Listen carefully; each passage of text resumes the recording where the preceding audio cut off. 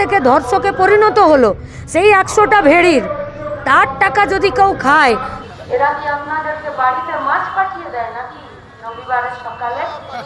দোকান কাটা নির্লজ্জ অপদার্থ বেহায়া পরিণত করেছেন নিজেদেরকে। এই থানাটাকে বন্ধ করে দিন, মানুষ নিজের নিরাপত্তার দায়িত্ব নিজেরা নিয়ে নেবেন। যদি রাতের বেলা হিন্দমোটর বন্ধ কারখানায় নাবালিকা ধর্ষণ কাণ্ডে তৃণমূল কর্মী দীপঙ্কর অধিকারী সহ তার 2 সঙ্গীকে গ্রেপ্তার করেছে পুলিশ। নাবালিকার সহপাঠী নাবালককেও গ্রেপ্তার করে পুলিশ। গত 8ই জানুয়ারি হিন্দমোটরের বন্ধ কারখানার পরিত্যক্ত কোয়ার্টারে বছর 16 স্কুল ছাত্রীকে নির্যাতন করে তৃণমূল কর্মী ও তার বন্ধুরা।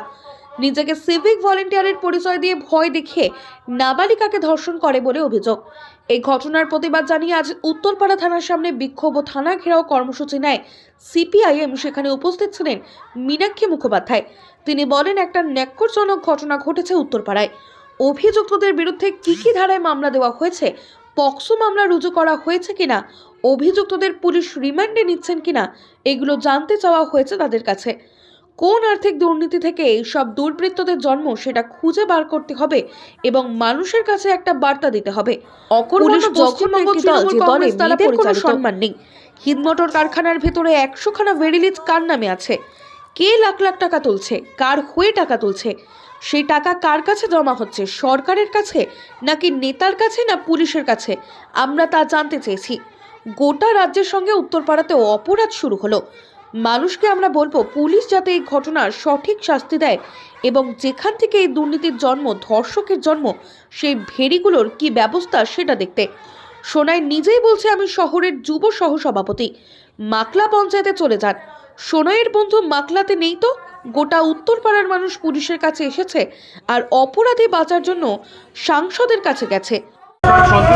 না, পুলিশকে আমরা 2-4টে কথাই বলেছি। আমরা বলেছি, একটি ন্যাক্কারজনক ঘটনা উত্তরপাড়ায় ঘটল।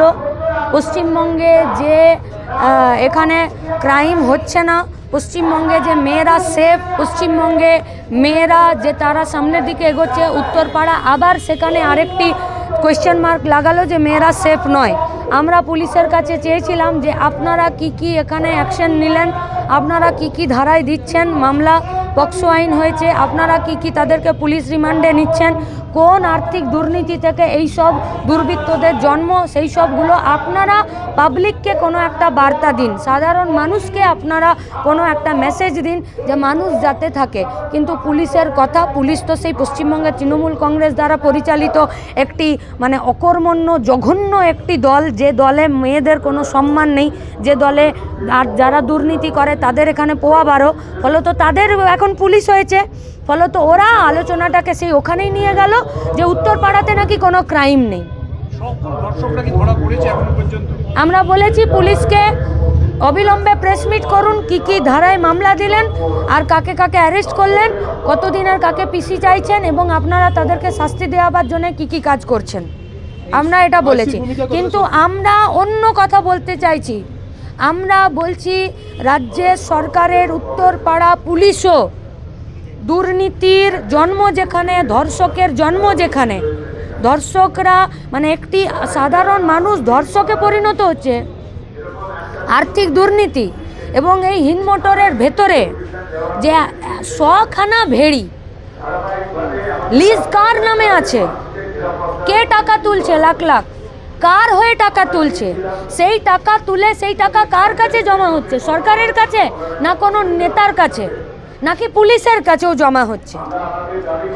এই দুর্নীতিটা কোথা থেকে হচ্ছে এবং সেই দুর্নীতির মাথাতে কারা বসে আছে, পুলিশ যতক্ষণ না তাদেরকে শাস্তি দেওয়ার ব্যবস্থা করবে, উত্তরপাড়াতেও গোটা পশ্চিমবঙ্গের মতো এখানেও অপরাধ এবং দুর্নীতির কাজ, দুর্বৃত্তদের কাজ বাড়বে।